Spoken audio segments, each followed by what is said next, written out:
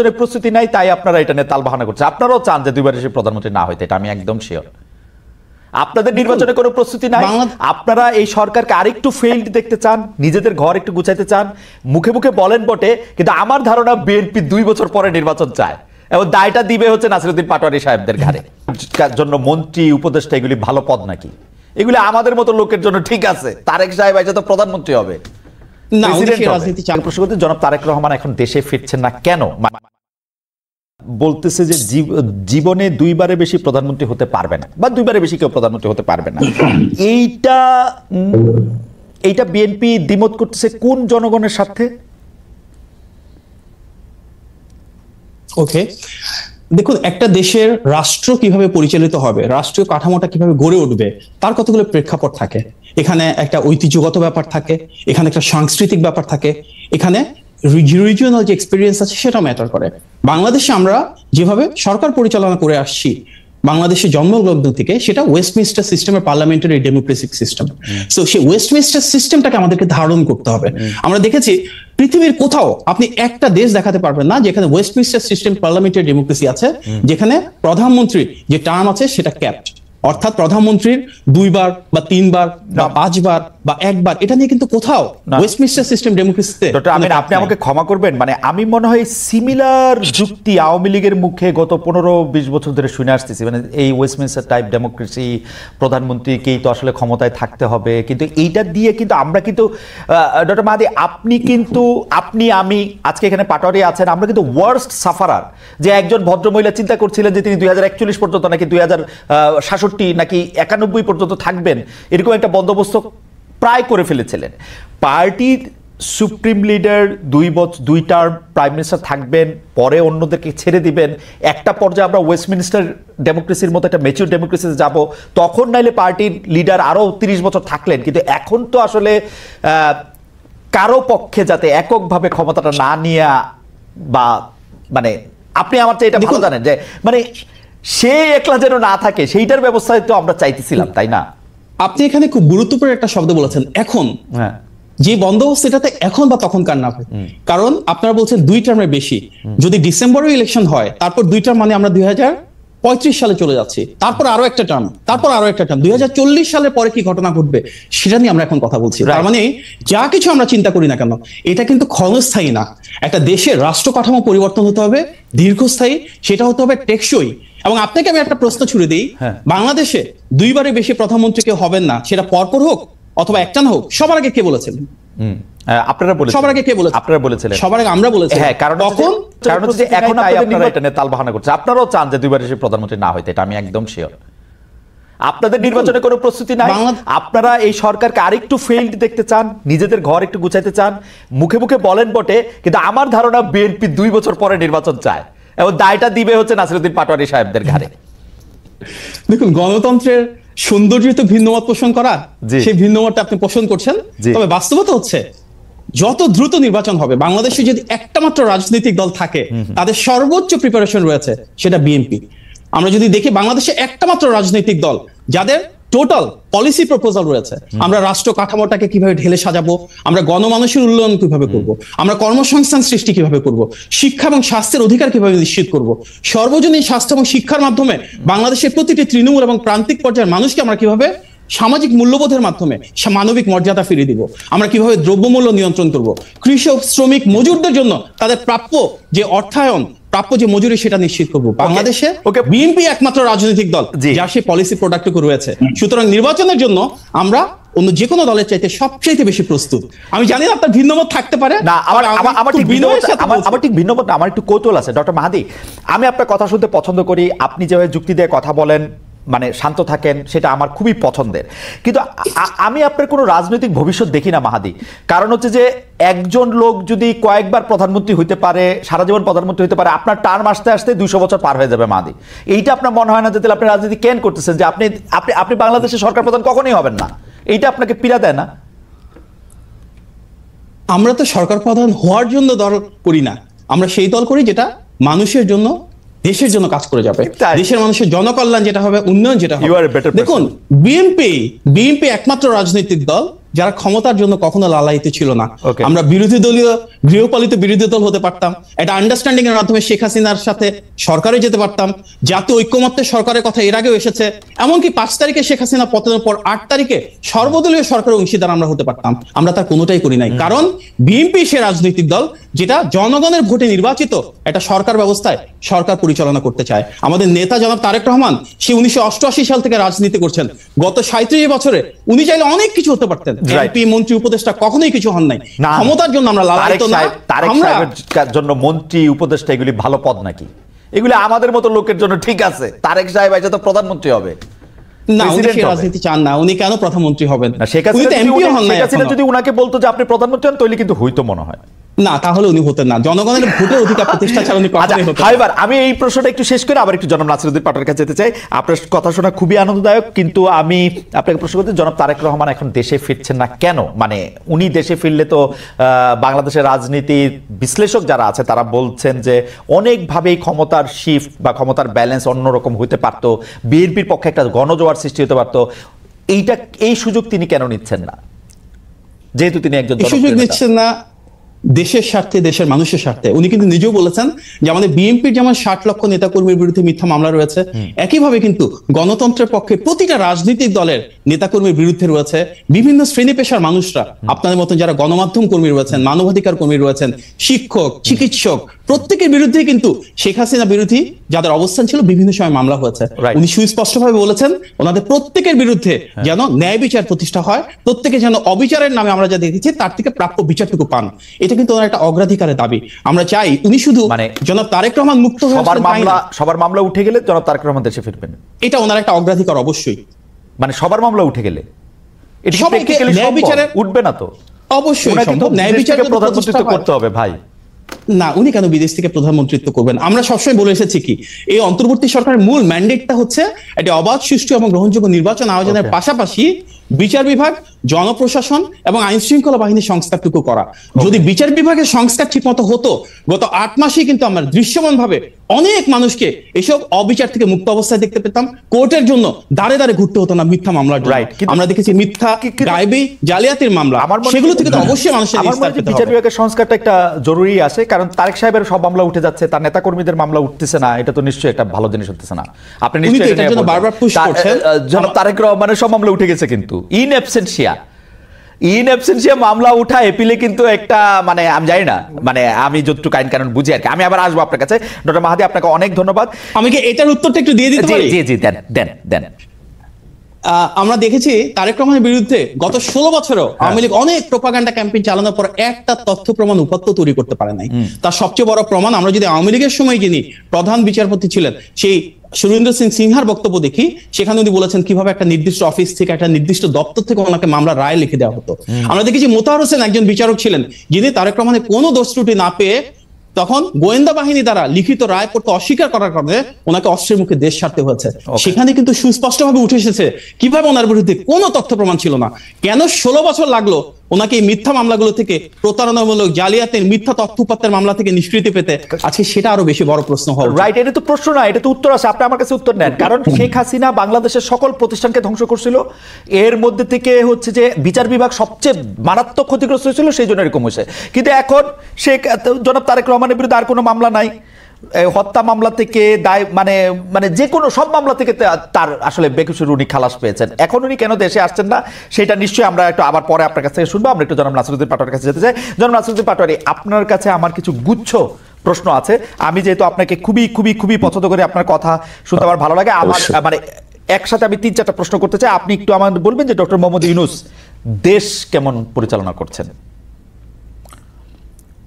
আসসালামু আলাইকুম। যারা দেখছেন দর্শক সবাইকে অভিনন্দন, এবং সাথে সাথে আমি দুঃখ প্রকাশ করছি এবং ভারাক্রান্ত হৃদয়ে যারা গাজার ভাই বোনেরা বিভিন্ন জায়গায় নির্যাতিত, নিগৃহীত হচ্ছেন, সারা বাংলাদেশের মানুষকে আহ্বান জানাচ্ছি গাজার যে সংহতি রয়েছে আমাদের মনস্তাত্ত্বিক জায়গা থেকে তাদের সাথে কানেক্ট হওয়ার জন্য, সাপোর্ট জানানোর জন্য।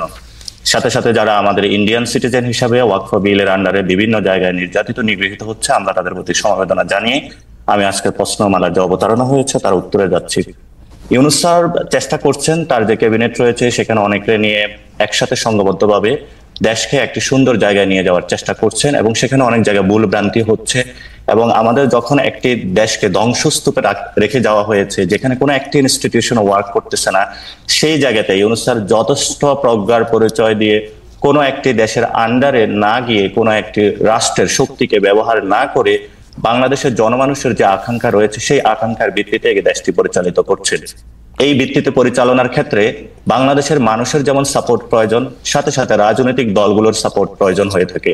সেই ক্ষেত্রে ইউনূস স্যার কিন্তু রাজনৈতিক দলগুলো থেকে অসহযোগিতার যে অবিশ্বাস একটা জায়গা আমরা দেখতে পাচ্ছি বিভিন্ন জায়গা থেকে।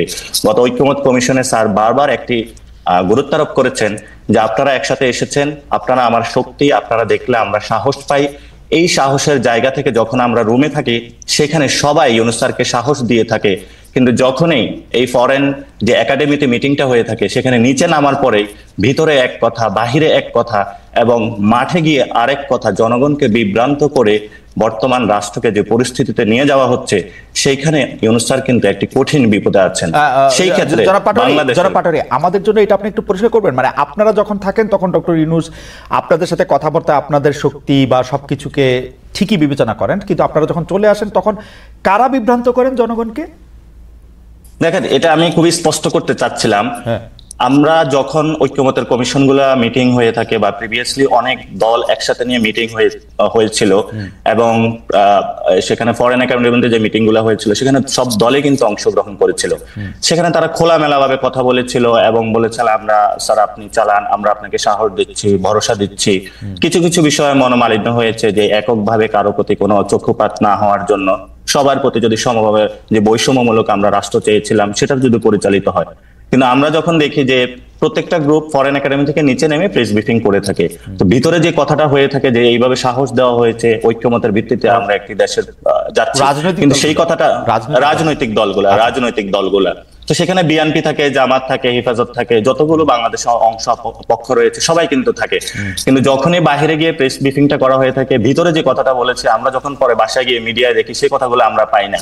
বরঞ্চ বলা হয়ে থাকে, উপরে কথা হয়েছে যে আমরা একটি সংস্কার প্রক্রিয়ার মধ্যে দিয়ে যাবো এবং সবাই বলেছে হ্যাঁ আমরা একটি সংস্কার প্রক্রিয়ার মধ্যে দিয়ে যেতে চাই। নিচে গিয়ে সাথে সাথে বলা হয়েছে এখনই ইলেকশন প্রয়োজন এবং কয়েক মাসের মধ্যে ইলেকশন প্রয়োজন।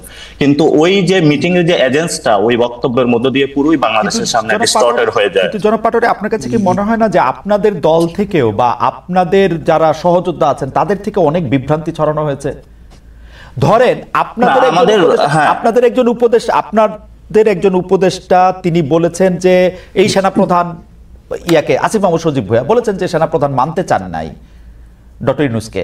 আপনি বলেছেন বিএনপি একটা বিভ্রান্তির রাজনীতি করে, জামাতের সাথে এই করেছে সে করেছে, মানে এগুলি তো আপনারাও বলেছেন জনাব পাটোয়ারি এবং খুব নিষ্ঠুরভাবে বলেছেন।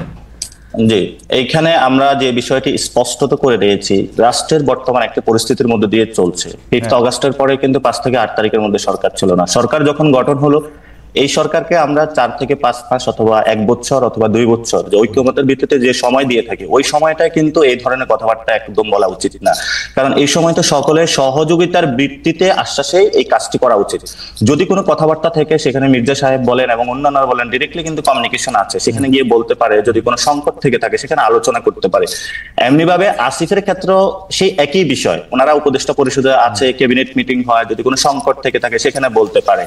কিন্তু আমরা সামগ্রিক জায়গা থেকে যখন রাষ্ট্রের গঠন প্রক্রিয়া থেকে দেখি, রাষ্ট্রের যে মিটিং গুলা হয়ে থাকে সেটা রাষ্ট্রের কিন্তু একটা প্রেস উইং রয়েছে, তারাই সেটা পাবলিশ করবে। কিন্তু অন্যান্য ক্ষেত্রে যদি কোনো মিটিং হয়ে থাকে, আপনার সাথে আমার ঘরোয়া আলাপ হয়ে থাকে, সেই ক্ষেত্রে যদি প্রেস উইং এর বাহিরে গিয়ে কেউ যদি কোনো কথা বলে থাকে, আমরা তো বরাবরই বলে আসছি রাষ্ট্র গঠন প্রক্রিয়ার ক্ষেত্রে এই ব্যবস্থাটা থাকা উচিত না। কিন্তু বাংলাদেশে গত 53 বছরে যে ব্যবস্থাগুলো চলমান রয়েছে সেগুলোই আমরা এখন অনেক ক্ষেত্রে প্র্যাকটিস করে যাচ্ছি।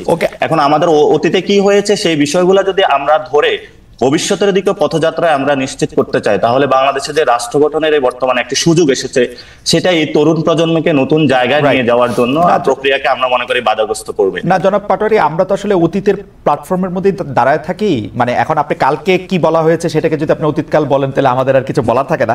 হাওয়ার আমি যেহেতু গুচ্ছ প্রশ্ন করব বলেছিলাম, যে সেই গুচ্ছ প্রশ্নগুলি একটু করে নেই আপনাকে। সেটা হচ্ছে যে ডক্টর ইউনূস দেশে আপনি বলেছেন যে কিছু ভুল হচ্ছে, কিছু ভ্রান্তি হচ্ছে, উনি চেষ্টা করছেন, ভুল বেশি নাকি ঠিক বেশি? মানে আপনার কিরকম মনে হয় মানে দেশ পরিচালনা? এটা ইউনূস স্যার কিন্তু চায়নার সিজিটিএন-কে একটা সাক্ষাৎকার দিয়েছিল, সেখানে উনি স্পষ্টত বলেছিল ওনার দায়িত্ব হলো দেশে বড় একটি তরুণ প্রজন্ম রয়েছে, তার এই তরুণ প্রজন্মকে অর্থনৈতিকভাবে স্বাবলম্বী করা এবং দেশকে স্বনির্ভর করে একটি জায়গায় নিয়ে যাওয়া।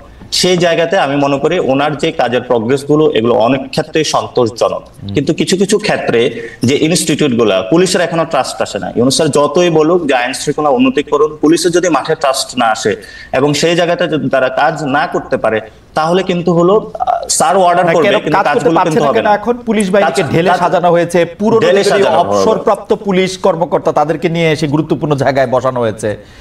আওয়ামী পুলিশ তো এখন একটাও নাই। আওয়ামী পুলিশ নাই খালিদ ভাই। যখন আমরা ঢাকাতে ট্রাফিকে চলাফেরা করি, আপনার সেই ময়মনসিংহ থেকে একজন পুলিশকে ঢাকা এনে ট্রাফিকে দেওয়া হয়েছে। তো ময়মনসিংহ এর যে ট্রাফিক ব্যবস্থা, ওনার এখানে অভ্যস্ত হতে 2 থেকে 3 মাস সময় লাগবে। এমনি ভাবে এখানে যে পুলিশের যে বিন্যাসটা করা হয়েছে, ঢাকার পুলিশকে অন্য জায়গায় নিয়ে যাওয়া হয়েছে, ওইখানে পুলিশকে এখানে আনা হয়েছে, আবার অনেকরে বাদ দেওয়া হয়েছে। আর যে সিস্টেমটা গত 15 বছরে গড়া হয়েছে, আমরা তো ব্যক্তি ধরে আলোচনা করি কিন্তু আমাদের সিস্টেমেটিক। আমাদের কি পুলিশের কোনো ল রয়েছে? সেখানে যদি কমিশন গুলো থাকতো, আমরা তখন তাদেরকে আস্ক করতাম যে কমিশন অনুযায়ী কেন চলছে না, বা এই রুলস রেগুলেশন অনুযায়ী কেন চলছে না। আমরা তো পুলিশ কমিশনার বা ব্যক্তিগত জায়গায় আলোচনাতে থাকি, কিন্তু আমরা নতুন বাংলাদেশে কোনো ব্যক্তি আলোচনায় যেতে চাই না। কোন ব্যক্তির জন্য কোন পদ সৃষ্টি বা ব্যক্তির সুযোগ সুবিধা সৃষ্টির জন্য আমরা কোনো প্রক্রিয়াতে যেতে চাই না। জনাব পাটোয়ারী, আপনারা যদি খেয়াল করেন তাহলে আপনারা দেখবেন যে এই কথা কিন্তু অনেক দিন ধরে আমরা শুনতেছি যে প্রশাসন ঠিকমতো সহায়তা করতেছে না, পুলিশ ঠিকমতো মাঠে নামতেছে না, সেই জন্য আমরা পারতেছি না। ডক্টর ইউনূস সাহেব পারছেন, এরকম কি দেখে আপনার মনে হয়েছে যে তরুণদের জন্য বিশাল কিছু করে দিয়ে গেছেন? সেটা একটু আমাদেরকে একটু বলবেন পরের পর্যায়ে। আমাদের একটু গুচ্ছ প্রশ্নগুলি একটু আমরা একটু করে রাখি। সেইটা হচ্ছে যে আপনাদের দল ক্ষমতায় এলে কি ইউনূস সাহেবের চেয়ে, ধরেন আপনার দল যদি ক্ষমতায় আসে, কারণ আমি দেখতে পাচ্ছি যে এনসিপি অনেকগুলি ভালো ভালো কথা বলতেছে, যেই ভালো ভালো কথাগুলি আসলে ডিফেন্সিভ মনে হয়, অনেক সময় মনে হয় যে ক্ষমতায় যেহেতু যাবো না তাহলে কিছু ভালো কথা বলে রাখি। সেই হিসাবে আপনাকেও একটু প্রশ্ন করতে চাই যে আপনাদের দল ক্ষমতায় যদি আসে তাহলে ডক্টর ইউনূসের চেয়ে ভালোভাবে দেশ চালাতে পারবেন কিনা? না, ক্ষমতায় থেকে যদি দেশকে ভালো মতো চালাতে হয়, প্রথমত আপনাকে সিস্টেম বিল্ড আপ করতে হবে। অতীতে আমাদের যে 53 বছর যে সিস্টেমটা রয়েছে সেটা অনুযায়ী দেশ চলে না এবং দেশ বাধাগ্রস্ত হয়েছে এবং দেশ ধ্বংসস্তূপে পরিণত হয়েছে, সেটা আমাদের সামনে একদমই দৃশ্যমান। সেই জায়গা থেকে এনসিপি কি ক্ষমতায় আসবে, বিএনপি কি ক্ষমতা আসবে, সেটা কিন্তু মুখ্য বিষয় না। মুখ্য বিষয় হলো সিস্টেমের মধ্যে কে আসবে। আপনারা দেখেছেন যে এই কানাডা একটা প্রবলেমে পড়েছে, সেখানে কিন্তু তাদের সিস্টেমে মেক করে দিয়েছে, দলের মধ্য দিয়ে নতুন ভাবে প্রধানমন্ত্রী হয়েছে এবং সেইখানে তারা কিন্তু সেটা ভালো কথাই বলছেন। কিন্তু আমরা এই জায়গাটায় বলে থাকি যে ডক্টর ইউনূস হোক আর যেই হোক, দেশের যদি কোনো একটি সুন্দর সিস্টেম থাকে, যে সিস্টেমের মধ্যে ব্যালেন্স অফ পাওয়ার থাকবে, যিনি প্রধানমন্ত্রী থাকবে উনি কোনো স্বৈরতান্ত্রিক ব্যবস্থার দিকে যেতে পারবেন না। আমরা যদি এমন একটা সিস্টেম তরুণ প্রজন্মের সামনে অথবা দেশবাসীর সামনে দিয়ে যেতে পারি, সেখানে এনসিপি ক্ষমতায় আসুক, বিএনপি ক্ষমতায় আসুক, যেই আসুক, আমরা করি বাংলাদেশ। আমি দুইটা প্রশ্ন আপনাদের জন্য পেন্ডিং রাখবো। আমার এইখানে গুচ্ছ প্রশ্ন যে মানে আপনারা যদি এমন একটা সিস্টেম দিয়ে রাখেন, এটা সম্পর্কে আমার একটা প্রশ্ন থাকবে। কিন্তু এখন আপনার পেন্ডিং প্রশ্ন হচ্ছে যে আপনাদের কোনো নেতৃবৃন্দ মনে করতেছেন যে ডক্টর ইউনূসকেই আসলে 5 বছর থাকতে দেওয়া উচিত, দেশ পরিচালনা করতে দেওয়া উচিত। কেউ কেউ আবার বলতেছেন যে এনসিপির দায়িত্ব ডক্টর মোহাম্মদ ইউনূস নিতে পারেন। এই ইচ্ছাটা কি আপনাদের দলের মধ্যে একটু আসে, তাই না? মানে না, প্রথমত আমাদের এনসিপির দায়িত্ব ডক্টর ইউনূস সাহেব নেক, এরকম কোন ইচ্ছা আমাদের প্রশ্ন নাই, 1 নাম্বার। 2 নাম্বার জায়গাটা হলো, তাহলে আমরা যদি ক্ষমতার এই জায়গাটা নিতে পারতাম, তাহলে কিন্তু সেই ছাত্ররা প্রথমে ইউনূস স্যারকে রিকোয়েস্ট না করে নিজেদের জায়গা থেকে অনেক কাজ করতে পারতো। প্রথমত এটা। দ্বিতীয়ত হলো যে জিনিসটা, আপনারা ইউনূস সাহেবকে চাইছেন, রাজি করাইছেন, এবং আপনাদের দলের একজন গুরুত্বপূর্ণ নেতা জনাব সার্জিস আলমকে এই কথা বলছেন না? সেটাতে আমি আসছি। সার্জিস আলম বলেছেন যে ইউনূস স্যার একটা আকাঙ্ক্ষা ব্যক্ত করেছেন যে ইউনূসের মতন মানুষকে 5 বছর রাখলে ভালো হতো, কিন্তু উনি বলেন না যে ইউনূস স্যার এখনই হলো প্রধানমন্ত্রী হয়ে যাক, বা আমরা আমাদের এনসিপি থেকে প্রধানমন্ত্রী হিসাবে ক্যান্ডিডেট যে সিলেকশন হবে সেখানে হলো আমরা ইউনূস স্যারকে নিয়ে আসবো, এটা উনি বলেন নাই।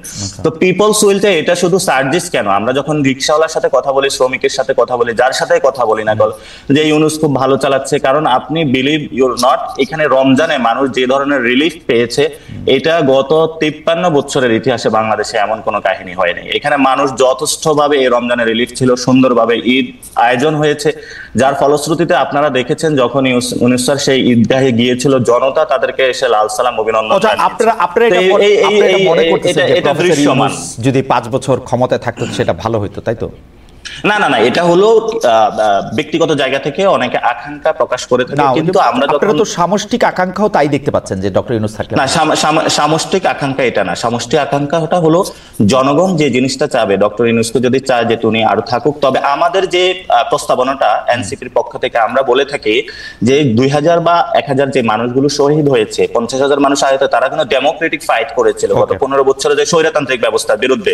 ফলত আমরা দ্রুত চাই ডেমোক্রেটিক প্রক্রিয়ার মাধ্যমে দেশটা যাক। যেহেতু আমরা ন্যাশন স্টেটে রয়েছি, এখানে আমাদের একমাত্র স্টেবল পজিশনে যাওয়ার জন্য ডেমোক্রেসিকে আমরা রেস্টোর করতে হবে। এখন ডেমোক্রেসিকে যদি আমরা ফিরিয়ে আনতে না পারি, কোনো ব্যবস্থায় যাদেরকে হলো 10-15 বছর বা 1 বছর 6 মাসের জন্য যদি কেউ থাকতে চায় বা কোনো প্রক্রিয়ার মধ্যে যেতে চায়, সেটার আমরা বিরোধী। আমরা বলি যে দেশটা একটি গণতান্ত্রিক প্রক্রিয়া যায়, গণতান্ত্রিক প্রক্রিয়ার মধ্যে আপনি প্রধানমন্ত্রী হন, মাহাদি ভাই প্রধানমন্ত্রী হোক, যে কেউ প্রধানমন্ত্রী হোক, নো প্রবলেম। কিন্তু আপনাদের আশা হচ্ছে ডক্টর ইউনূসের মতো কেউ হোক, ডক্টর ইউনূসের মতন কেউ হোক, বা যে কোনো মানুষ এসে, যে আমাদের এখানে সেই রংপুর হোক, ময়মনসিংহ হোক, যে ছেলেটা এখনো বর্তমানে রাজনীতিতে অংশগ্রহণ করতে পারে না, আমরা তাকেও প্রধানমন্ত্রী হওয়ার সুযোগ দিতে চাই। কারণ আমরা মনে করি আমাদের তারুণ্যের কথা বলবেন, are not that Tarunya, not that না, নট দ্যাট না, এটা না, যাই হোক, না না না ভাই, আমি এটা একটু শেষ করি। নট দ্যাট তারুণ্য, আমরা বলেছি যে কোন পরিবারতন্ত্র বা স্বৈরতান্ত্রিক ব্যবস্থার বিরুদ্ধে আমরা সেখানে বলে থাকি প্রত্যেকটা মানুষের আপনিও সুযোগ পান যে আপনি প্রধানমন্ত্রী হওয়ার যোগ্যতায় আসেন, সেই রেসে আসুন, কিন্তু সেই সুযোগটা সেটা ভোটে হলে ভালো তো না। সেই জিনিসটা তো ভোট তো বাংলাদেশে যেই আপনার ধরেন ফ্যামিলিগত একটা দল আছে, আপনি সেটা উত্তরাধিকারী সূত্রে পাবেন, আপনি প্রধানমন্ত্রীও হবেন, এরকমই বলে মানুষ ধরে নেয়। কিন্তু এই জন্যই মাহাদি ভাই যে কথাটা বলেছিল যে ওয়েস্টমিনস্টার সিস্টেম অথবা আগেও যারা বলতো, সেখানে দলগত প্রক্রিয়া কিন্তু ওনারা লক্ষ্য রাখছে না, শুধু হলো পার্লামেন্টের সিস্টেমটা ওনারা রেটরিক আকারে বলে থাকে, ইমপ্লিমেন্টেশনের জায়গাটা ওনারা একবারও এলে বলেছে যে যেখানে হলো আমাদের বাংলাদেশি বংশোদ্ভূত এবং শেখ হাসিনার যে হিয়ারের মধ্যে একজন আছে, তাকে দুর্নীতির যায় যখন তাকে সেখানে হলো খারিজ করা হলো, কিন্তু বাংলাদেশে গত 2001 থেকে 6 পর্যন্ত দুর্নীতির কোনো এই পর্যন্ত বিচার হয় না, এবং গত 53 বছরে বাংলাদেশে এই পর্যন্ত আমরা দুদকের মতো আমার মনে হয় যে দুর্নীতির বিচার তারপরে 2001 থেকে 2006 পর্যন্ত কি হয়েছে সেটা আমরা শুনবো। আমরা একটু আপনার কাছে প্রশ্ন দুটি আমি একটু করে রাখি। প্রথম যেটি আমার একটু জানতে হবে সেটি হচ্ছে যে আপনারা একটি নতুন সিস্টেম দিয়ে যেতে চান, এনসিপি দেখে আমরা কেমনে বুঝবো যে আপনারা নতুন সিস্টেমের বা নতুন বন্দোবস্তের একটি রাজনৈতিক দল? আপনারা রাজনৈতিক দল হিসাবে ব্যবসায়ীদের থেকে চাঁদা নেন, কারা আপনাদের চাঁদা দেয় সেটা আপনারা বলেন না, আপনারা বাড়ি ভাড়া কোত্থেকে দেয় সেটা আপনারা বলেন না, আপনারা 150-155 গাড়ি করে ঘুরে বেড়ান, আপনারা আপনাদের মতো করে চলেন, আমরা বিভিন্ন জায়গা থেকে আপনাদের সম্পর্কে বিভিন্ন কথা শুনি, আপনাদের লোকজন ফোন করে চিফ জুডিশিয়াল ম্যাজিস্ট্রেটকে তুলে নিয়ে যেতে পারে। তো এটা আপনারা কোথা থেকে নতুন রাজনীতির কথা আপনারা এটা বলতেছেন সেটা একটু আমাদের একটু বলবেন। আর সংস্কারের ক্ষেত্রেও মানে এই প্রশ্নটা আমি করে রাখি, আসবো আমি আপনার কাছে। আর সংস্কারের ক্ষেত্রেও আপনারা বলতেছেন যে আপনারা সব সংস্কার যেগুলি গুরুত্বপূর্ণ সংস্কার সেটা আপনি মানবেন, কিন্তু 70 অনুচ্ছেদ যেটা ফ্লোর ক্রসিং, যেটা আমাদের সংবিধানের আমার বিবেচনায় সবচেয়ে বড় কালো স্পট, সেইটার ব্যাপারে আপনারা আবার 70 অনুচ্ছেদ চান যাতে আপনাদের দলের থেকে কেউ অন্য জায়গায় না যেতে পারে, সেটির ব্যাপারে আমি প্রশ্ন করে আবার আসবো। আপনি ভেবে সুন্দর করে চমৎকার করে বরাবরের মতো আমার ভাবনা আছে, ইনশাআল্লাহ আসলে বলবো। ঠিক আছে, আমি একটু ডক্টর মাহাদি আমিনের কাছে আসি। ডক্টর মাহাদি আমিন, আমরা 70 অনুচ্ছেদের ব্যাপারে আপনাকে একটু প্রশ্ন করতে চাই। জনাব নাসিরউদ্দিন পাটোয়ারি বেশ কিছু বিষয় তুলে ধরেছে, সেই ব্যাপারটাও আপনি জানতে চাই যে আপনারা আসলে সংস্কারের মধ্যে যেগুলি জনগণের সাথে সম্পৃক্ত বলে আমাদের কাছে মনে হয় সেগুলির ব্যাপারে আপনার একটু দূরবর্তী কিনা। পাশাপাশি আমরা একটু জানতে চাই যে বিএনপি কি একটু আপনার বিবেচনায় মানে একটু অসহিষ্ণু হয়ে উঠেছে কিনা নানা জায়গায়? যেমন ধরেন আমি যদি বলি, যেসব সোশ্যাল ইনফ্লুয়েন্সারদের কারণে শেখ হাসিনা সরকারের পতন সম্ভব হয়েছিল, তাদের কথাও আসলে বিএনপি এখন খুব বেশি সহ্য করতে পারতেছে না বা তাদেরকে শত্রু জ্ঞান করতেছে। এটা এরকমটা হওয়ার কারণ কি? এই দুইটাই যদি একটু বলতেন, যে 70 অনুচ্ছেদ সংস্কার এবং বিএনপির মধ্যে কিছু অসহিষ্ণুতা দেখা দিচ্ছে কিনা। যেহেতু বিএনপি পাওয়ারে আসবে এটা বুঝাই যাচ্ছে, আপনারাও যেহেতু বুঝতে পারতেছেন, সেজন্য আমাদেরকে চোখ রাঙানির উপরেই রাখছেন কিনা। না, একদমই না। 70 অনুচ্ছেদের কথা কিন্তু বর্তমান বাংলাদেশের রাজনৈতিক প্রেক্ষাপটে সবার আগে বিএনপি বলেছিল, এবং আমরা সেই ভিশন 2030 থেকে কিন্তু এগুলো নিয়ে কাজ করছি। সেখানে বলা হয়েছিল যে 70 অনুচ্ছেদের সংশোধনের কথা বিবেচনার মাধ্যমে আমরা নিশ্চিত করতে চাই যে সংসদে একজন সংসদ সদস্য ওনার দলের বাইরে গিয়েও ব্যক্তিগত মতামত দিতে পারবেন, ভোট দিতে পারবেন, শুধুমাত্র সরকারের জন্য বা দেশের জন্য খুব সেন্সিটিভ দুই একটা বিষয় ছাড়া, যেমন আস্থা বিল, অর্থ বিল, কিংবা দেশের নিরাপত্তার সাথে জড়িত কোনো বিষয় যদি থাকে। তো এর মাধ্যমে আমরা নিশ্চিত করতে চাই যে কোনো সংসদ সদস্য ওনাদের দলীয় আদর্শের বাইরে গিয়েও ওনাদের একটা ইন্ডিপেন্ডেন্ট ভিউজ দিতে পারেন, যেটা ওনাদের কনস্টিটিউয়েন্সি বা ভোটারদেরকে রিপ্রেজেন্ট করে। এটাও কিন্তু আমাদের ইনহেরেন্ট যে চেকস এন্ড ব্যালেন্সেস আমরা এস্টাবলিশ করতে চাই রাজনৈতিক প্রক্রিয়াতে, গণতান্ত্রিক সরকার কাঠামোতে, তারই একটা অংশ। অসহিষ্ণুতার কথা আপনার যেটা প্রশ্ন করেছেন, আমরা আসলে জানি না বিএনপির কথা কেন বলছেন। আমরা তো অনেক বড় দল, 60 লাখ যে দলের নেতাকর্মী শুধু মিথ্যা মামলারই শিকার হন, সেখানে বিচ্ছিন্নভাবে হয়তো দুইজন বা একজন কোনো প্রতিক্রিয়া দেখাতে পারেন। একটা সুবিশাল অংশ কখনোই কোনো প্রতিক্রিয়া দেন নাই। আমাদের নেতা বিএনপির ভারপ্রাপ্ত চেয়ারম্যান জনাব তারেক রহমান সমগ্র বাংলাদেশের ঐক্যের প্রতীক হিসেবে 5ই আগস্টের পর পর্যন্ত একবারের জন্য কোনো প্রতিহিংসামূলক জিংহিংসামূলক কোনো বক্তব্য বলেন নাই। আমি আমার ব্যক্তিগত অবস্থান থেকে বলতে পারি, কারো ব্যাপারে আমি কখনো নেতিবাচক বক্তব্য দিইনি। আমাদের দলের 99.999% ক্ষেত্রে তাই প্রযোজ্য। এখন বিচ্ছিন্নভাবে যদি একজন বা দুইজনকে হাইলাইট করা হয়, আমার মনে হয় এটা কিছুটা অবিচারই করা হয় আমাদের মতো এত বড় একটা দলের জন্য। আর সংস্কারের ক্ষেত্রে আপনার একটা ব্রড কোশ্চেন ছিল যে সংস্কার বলতে আমরা কি বুঝি, সেটাও কিন্তু একটু ডেফিনেশন করা প্রয়োজন। সংস্কার বলতে আমরা বুঝি সময়ের প্রয়োজনে, সমাজের প্রয়োজনে, একটা দেশের মানুষের সমস্যা সমাধানের জন্য, ভাগ্যের পরিবর্তনের জন্য যা কিছু কর্মসূচি, যা কিছু পরিবর্তন, তাই কিন্তু সংস্কার। বাংলাদেশের ইতিহাসে যদি আমরা দেখি, সবচাইতে বড় বড় যে সংস্কারগুলো করা হয়েছিল, এর প্রত্যেকটাই ট্র্যাক রেকর্ড অনুযায়ী যাচাই করলে দেখা যায় বিএনপি নির্বাচিত সরকার দ্বারা করা হয়েছিল। আমরা যদি আরেকটু ঐতিহাসিক ভিত্তি দেখি সংস্কারের, বাংলাদেশের ইতিহাসের কিন্তু সংস্কারের জনক ছিলেন শহীদ প্রেসিডেন্ট জিয়াউর রহমান। তিনি বাকশাল পরবর্তী একটা বাংলাদেশ পেয়েছিলেন, যেখানে আমাদের নতজন পররাষ্ট্রনীতি ছিল। ওনার মাধ্যমে কিন্তু বাংলাদেশ প্রথমবারের মতন যুক্তরাষ্ট্র, যুক্তরাজ্য, মধ্যপ্রাচ্য, কানাডা, অস্ট্রেলিয়া, নিউজিল্যান্ড, ইউরোপ সহ সারা বিশ্বের সাথে সম্পৃক্ত হয়েছিলেন। এটাই ছিল ওনার ফরেন পলিসি সবচেয়ে বড় শিফট, এটা ছিল ফরেন পলিসির সবচেয়ে বড় সংস্কার। তার মাধ্যমে কিন্তু গ্লোবালি ইন্টিগ্রেটেড বাংলাদেশ থেকে আমরা সারা বিশ্বে জনশক্তি রপ্তানি শুরু করি, সারা বিশ্বে গার্মেন্টস রপ্তানি শুরু করি। এই যে গার্মেন্টস এবং জনশক্তি রপ্তানি শুরু হলো, এটা কিন্তু আমাদের হোল ইকোনমির জন্য ছিল সবচেয়ে বড় সংস্কার।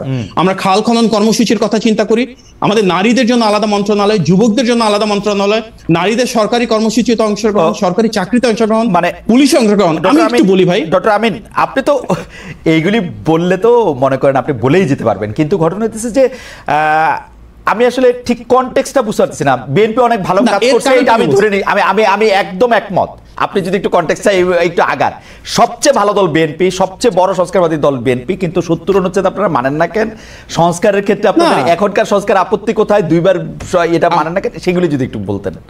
সেটাই বলছি যে এই প্রত্যেকটা সংস্কার কাজ, এমনকি দেশনেত্রী বেগম খালেদা জিয়ার সময় বাংলাদেশের সবচেয়ে বেশি ডিরেগুলেশন হয়েছিল, প্রাইভেটাইজেশন হয়েছিল, ইকোনমিক লিবারালাইজেশন হয়েছিল। এই সংস্কার কাজগুলো কেন সফল হয়েছিল? কারণ এই প্রত্যেকটা সংস্কার কাজ জনগণের ম্যান্ডেট নিয়ে নির্বাচিত সরকার করেছিল। তো বাংলাদেশের ইতিহাসে বড় বড় সংস্কারগুলো বিএনপি করতে পেরেছিল কারণ জনগণের সম্পৃক্ততা ছিল, জনগণের সমর্থন ছিল। আমরা যখনই সংস্কার এবং নির্বাচনকে মুখোমুখি দাঁড় করাবো, এটা কিন্তু উদ্দেশ্যে প্রণোদিত। সংস্কার এবং নির্বাচন দুটোই চলমান প্রক্রিয়া, এটা কোনোটার সাথে কোনোটা সাংঘর্ষিক না, সম্পর্ক একটা জায়গায়। সেটা হচ্ছে একটা নির্বাচিত সরকার জনগণের দ্বারা ক্ষমতায়িত হয়ে জনগণের ম্যান্ডেট নিয়ে সেই সংস্কারগুলো বাস্তবায়ন করবে। আমাদের ইতিহাস এবং ঐতিহ্যের কথা এ কারণেই বলছি, আজকে আমরা যে বাংলাদেশে আছি, স্বাধীনতা, সার্বভৌমত্ব, জাতীয়তাবাদ, এই প্রত্যেকটার ভিত্তি কিন্তু বিএনপির জনসম্পৃক্ত পূর্ববর্তী সরকার দ্বারা প্রতিষ্ঠিত হয়েছিল। সেই ধারাবাহিকতায় আজকের বাংলাদেশেও আমরা মনে করি সংস্কারের প্রধান প্রস্তাবক আমরা। আপনি আর্টিকেল 70-র কথা বলছেন, মানে আপনারা প্রস্তাবক, আপনারা এসেই করবেন, অন্য কেউ করলে আপনারা মানবেন না, তাই তো? জনগণ মানে কি? বিএনপি তো জনগণ। এখন যদি এনসিপি মানে, জামায়াত ইসলামী মানে, বিএনপি তো জনগণ, আর আওয়ামী লীগ বাদ রইল। আওয়ামী লীগের তার আমরা নিচ্ছি না খেলায়। আমরা যারাই জনগণের ভোটে নির্বাচিত হয়ে আসবেন, আমরা শতভাগ সমর্থন তাদেরকে দিব, তবে অবশ্যই জনগণের ভোটে নির্বাচিত হয়েছে মানে তার আগে জনগণের ভোটের আগে আপনারা এটা মানবেন না, তাই তো? না, মানবো না কথাটা তা না, মানবো না কেন? বলতেছেন তো মানবেন না। আপনারা তো ওই যে সংস্কারের ক্ষেত্রে খুব ইন্টারেস্টিং, আমি দেখতেছিলাম, আমার ধারণা ছিল যে সংস্কারগুলি নিয়ে আপনাদের সাথে এনসিপির ধরেন এনসিপির সাথে আপনাদের বা জামাতের সাথে আপনাদের যেগুলি নিয়ে আপনাদের মতদ্বৈত হচ্ছে, আপনাদের 31 দফা পরে আমার ধারণা ছিল যে এইগুলির ব্যাপারে আপনারা আরো বেশি করে রাজি হবেন, জীবনে 2বারের বেশি প্রধানমন্ত্রী না হওয়া, রাষ্ট্রপতি প্রধানমন্ত্রী সংসদের ব্যাপার 4 বছর নির্ধারণের সুপারিশ করা, উচ্চকক্ষের 100 সদস্য নির্বাচিত হবেন মানে দলগুলির সারা দেশে প্রাপ্ত ভোটের অনুপাতে, এইটার মানে নারী প্রার্থী নির্বাচনের ক্ষেত্রে এটার মধ্যে আবার আপত্তি আছে, নারী প্রার্থীর ক্ষেত্রে শুধু নারী প্রার্থী দিতে হবে এই মানে ডাইরেক্ট ভোটের ক্ষেত্রে, এটা আমি আপত্তি করতেই পারি, কিন্তু এই যে ফান্ডামেন্টাল কয়েকটা জিনিস 70 অনুচ্ছেদ এগুলির ব্যাপারে আপনারা মানে আপত্তি জানাবেন, এটা আমরা মানে আমি একটু দফা পয়রা এটা বুঝি নাই। খালেদ ভাই আপনার মনে হয় কিছুটা অপব্যাখ্যা বা অজ্ঞতা, আমি জানি না, আমি সরি টু সে। আচ্ছা না মনে অপব্যাখ্যা দিতেছি, মনে আপনি সুন্দর ব্যাখ্যা দেন। দ্বিমত নাই ভাই, দ্বিমত নাই ভাই, আমরাই তো প্রথম বলেছিলাম হয়তো পদ্ধতিগতভাবে কিছুটা ভিন্নতা আছে, এই ভিন্নতা মানে আমরা চাচ্ছি জিনিসটা কিন্তু তা না, কারণ আমাদের যে 31 দফা আজকে বাংলাদেশে প্রতিটি প্রস্তাবনা সে 31 দফা থেকে কিন্তু অনুসারিত হয়েছে, তার উপর ভিত্তি করে করা হয়েছে। হতে পারে এখানে মেথডিক্যাল কিছু মাইনর ডিফারেন্স রয়েছে, কারণ আমরা সেভাবে প্রস্তাবনাগুলো দিয়েছি যেটা টেকসই হয়, যেটা সত্যিকার অর্থে বাস্তবতা সমৃদ্ধ হয়। এমন কোনো কিছু কিন্তু রাষ্ট্র পরিচালনা হওয়া উচিত না যেটা পৃথিবীর কোথাও হয় নাই, যেটা চেক এন্ড ব্যালেন্সে ট্রায়াল হবে। একটা দেশের রাষ্ট্র পরিচালনা নিয়ে কিন্তু ট্রায়াল এন্ড এরর করা ঠিক না, সেক্ষেত্রে আমাদের ভ্যালিডেশন প্রয়োজন, সেক্ষেত্রে আমাদের স্থায়ী যে প্রসেসগুলো রয়েছে সেগুলো প্রয়োজন।